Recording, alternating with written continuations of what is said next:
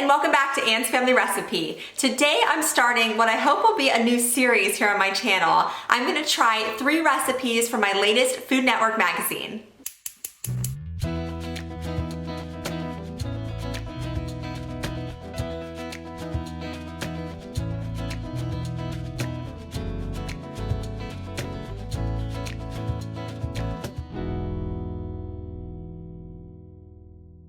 My mom sent me a subscription to Food Network magazine as a gift at the end of last year, and I thought it would be really fun if every month or every couple of months, whenever it's released, I could go through and find a few recipes that appeal to me and then share them with you and what I thought about them. So comment below if you subscribe to Food Network magazine or if you like to buy it on occasion at the grocery store perhaps. My love for the Food Network magazine kind of ebbs and flows. Sometimes I'm really into it and sometimes I feel like I've seen it all before and I need to take a break because I've been a subscriber on and off probably for the last decade at least. But I've been getting them recently and I'm gonna go through the March-April issue, which was the comfort food issue, and I found 3 recipes that I really wanted to try out and I'm going to share those with you today. So make sure you give this video a thumbs up if you'd like this to become a series here on my channel, and also don't forget to subscribe. All right, let's get into these recipes.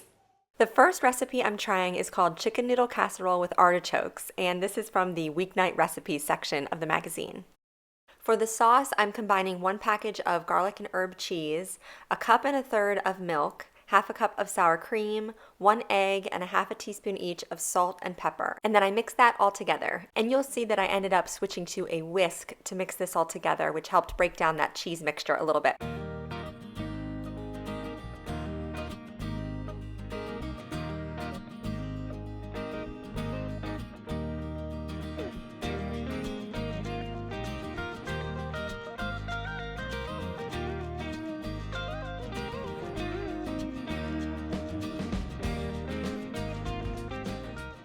Next, I grated 1/2 brick of Monterey Jack cheese, so this was 4 ounces.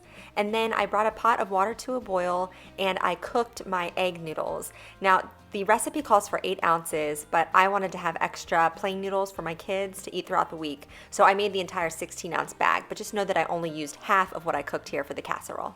I accidentally added all the cheese into the sauce mixture. You're supposed to reserve half of it to mix in with the cracker topping. I don't think it really makes that much of a difference, but just know that's where all my cheese went, into the sauce. And then I added in 2 cups of diced up chicken. You can use rotisserie chicken. I had some poached chicken on hand. And then 1 bag of frozen peas. And I wanted to show you that I reserved a little bit of the cooking liquid from the pasta because the recipe suggested doing that. And I thought the picture looked quite dry, so I wanted to have that liquid on hand as well. So once I drained my noodles, I added half of them into the sauce, and then I chopped up some parsley to sprinkle into the casserole as well. This was 1/2 cup.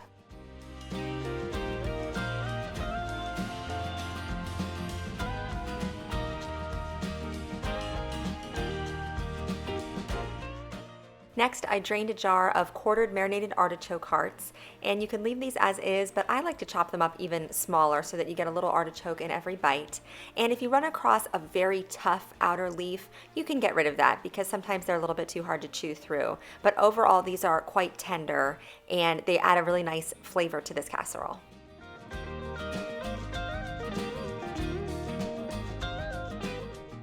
So all that was left to do was stir this mixture together, and then I poured it into an 8x8 glass baking dish that I had sprayed. Now, my baking dish was overflowing with mixture. I put a cookie sheet underneath the casserole while it baked in the oven in case anything spilled over. I may have put in a little bit too much pasta because I was just eyeballing dividing that bag in half, but it was quite full, so you might want to use a slightly larger size pan for this one. Lastly, I mashed up some Ritz crackers in a Ziploc bag. I just used my empty artichoke jar here, and you only need 1/4 cup, so it was only about 6 crackers or so, and you sprinkle those over top.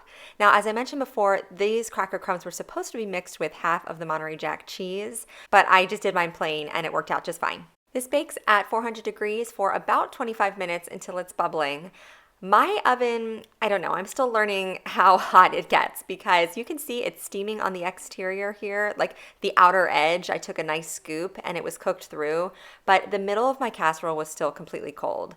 So I had to bake this for another 15 or 20 minutes. Also, the mixture was quite soupy. I did add in about a quarter cup of that reserved pasta liquid because the picture looked like the casserole would be pretty dry.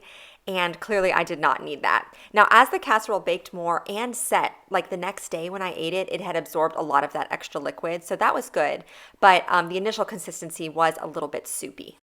Okay, so here's a speed review for this first recipe. We really enjoyed it. I would definitely make it again, but I would make a couple of changes. First of all, I would drizzle a little butter over top of those crackers just to make them extra delicious on top. Also, for having that garlic and herb cheese in the casserole, I thought it was quite bland. I would add a little more salt. I would definitely add in a quarter to a half a teaspoon of garlic powder the next time I make it. And I think a great addition would be some chopped up sun-dried tomatoes too. Not only for the flavor, but for the texture. I would probably cut back on the milk a little bit and definitely not add any of that pasta water. Of course, you have to eyeball the consistency of the casserole, but if there's tons of liquid in it, you don't need any more with that pasta water.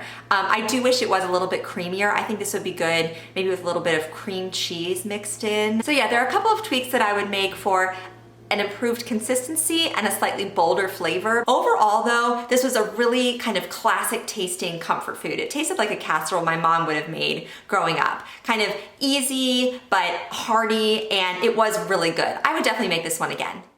Next up, I picked another weeknight dinner recipe. This is called Vietnamese pork and green bean stir fry. I started by cooking my rice. This recipe calls for jasmine rice, but I already had basmati on hand, and both jasmine and basmati rice are very fragrant. They have a slightly longer grain, so I think either one would work well with this recipe. Now, one of my favorite things about Vietnamese food is all the fresh herbs that they serve with it. So for this recipe, I'm chopping up some cilantro and fresh basil. You could also throw some mint into the mix here too. And then I'll also dice up some scallions and a couple of cloves of garlic.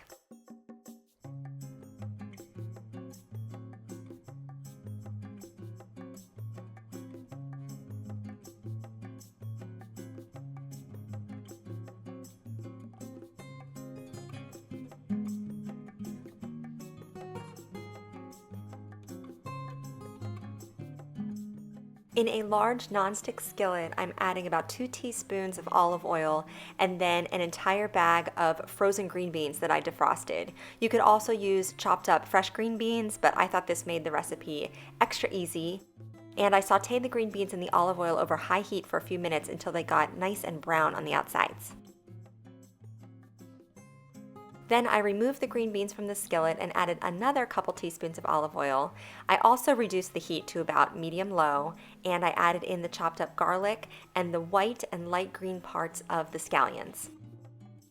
This recipe calls for a Thai chili or jalapeno pepper, which I know would be too spicy for me and my family, so I just sprinkled in a pinch of red chili flakes, along with a quarter teaspoon of dried ginger. And if you're using grated fresh ginger, that's about a tablespoon. Next, I'm adding in a pound of this ground pork that I found at Aldi. It had great flavor and texture. I really liked using this. I used my wooden spoon to break up the meat, and then I added in a quarter cup of packed light brown sugar and 2 tablespoons of fish sauce. Now, I have a bone to pick with this fish sauce. It smelled so disgusting. I did not like cooking with it.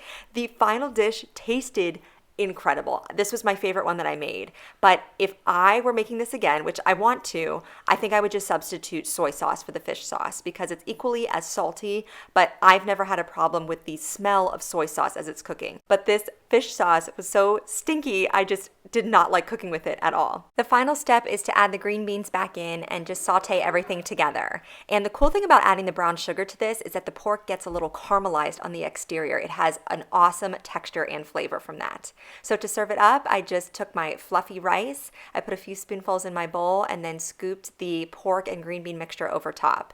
And then as a garnish, I sprinkled a big handful of those fresh herbs and the reserved green onions, and then a nice squirt of lime juice over top.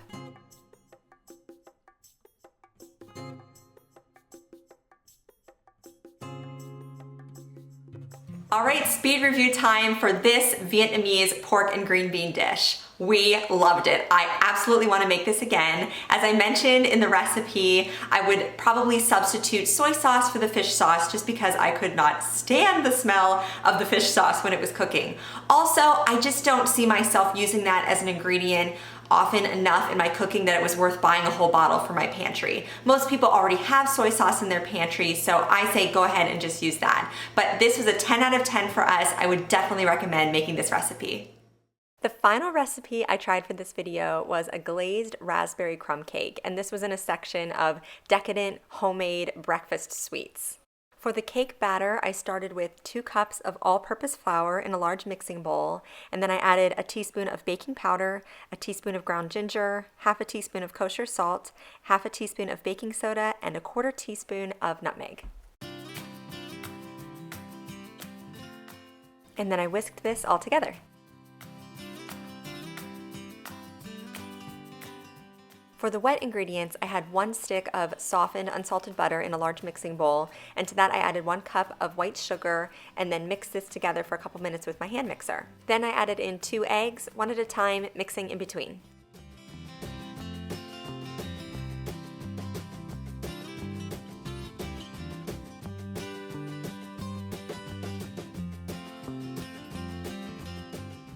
Lastly, I added in 2 teaspoons of vanilla extract.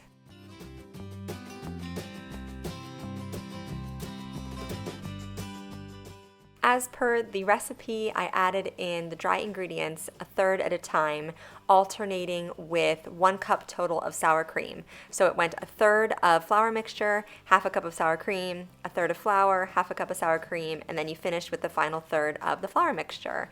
And this just makes sure everything incorporates evenly. And if you need to, particularly if you're using a stand mixer, you can scrape down the sides as you go to with a rubber spatula just so that everything gets mixed in evenly.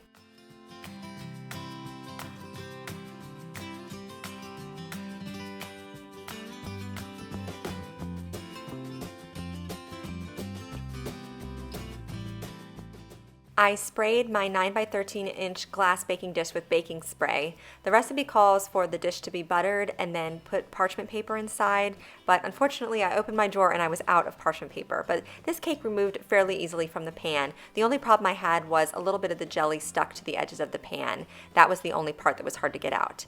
But once the batter is spread evenly into the bottom of the pan, you scatter 2 small containers of raspberries over top, and then you fill in any gaps with dollops of seedless raspberry jam. For the crumb topping, you whisk together 1 1/4 cups of packed light brown sugar, a cup of all-purpose flour, half a cup of rolled oats, half a teaspoon of ground ginger, and a 1/4 teaspoon of kosher salt. And then you're going to add in a stick of butter that's all cubed up. So you want the butter to be cold, and you can use your fingers to incorporate this into the mixture. So you break the butter down in between your fingertips into smaller pieces as you're coating it with this flour mixture. And you can see at the end, once it's all broken down, you can pick it up in big handfuls and it should all stick together. And then you can kind of break that up into the size crumbles that you want for the top of your cake. This makes a ton of crumble topping, and I sprinkled most of it over the top of my cake and it was completely covered, but I still had probably about 1/3 cup left in my bowl that I just decided not to use. It was mostly like the floury mixture at the bottom. This cake bakes at 350 degrees for about 50 minutes to an hour. Mine definitely took a full hour in my oven until the center had cooked through, but the topping's gonna get puffy and golden brown, and it is so delicious. Now, here's the deal. This is supposed to have a glaze on top too, but that would be another 1.5 cups of powdered sugar mixed with lemon juice. And 2 things. I thought this cake already had enough sugar in it, and my kids don't really love the flavor of lemon, so I decided to opt out of the glaze. But even without it, this cake was kind of sweet and tart from those fresh raspberries, and it was a really nice treat that we actually enjoyed for breakfast. Last up is my review for this raspberry crumb cake. It was very tasty. It definitely had that sweet tart flavor going on from the fresh raspberries mixed with the raspberry jam, which unfortunately made it not super appealing to my kids. I think they just wanted it all sweet through and through. It makes a ton. I only made this for my family, which I have a big family. It's me and my husband, and then we have 5 kids, but it still was too much. I probably should have had the recipe. So if you're gonna go for the full recipe, make sure this is to feed a crowd because it makes a lot. Also, I mean, it would have been good with the glaze, but I just couldn't justify adding another 1.5 cups of sugar to a recipe that already had over 2 cups of sugar in it that we were gonna be eating for breakfast. It was just a bit on the much side, although you know that I love sweet foods, but I was trying to scale it back a little bit. So that's up to you if you wanna add that. Actually, I might try making this with a different kind of fruit. Maybe blueberries would be good. But yeah, let me know what you think if you try any of these recipes out. Tell me in the comments below. Again, don't forget to subscribe to my channel. You can follow me on Instagram at Aunt's Family Recipe. Give this video a thumbs up if you want to see more Food Network recipes here on my channel. Thank you so much for joining me here in my kitchen, and I'll see you again soon.